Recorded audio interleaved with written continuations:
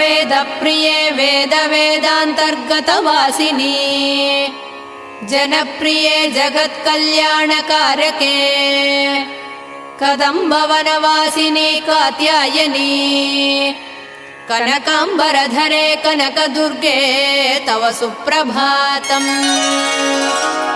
कल्पवृक्षे महाकल्पादिकालनिर्णये मातः मधुसूदनादिमहादेव विनुते मन्दाकिनी सलिलसेवितपदे मन्दस्मिते कनकाम्बरधरे कनकदुर्गे तव सुप्रभातम्।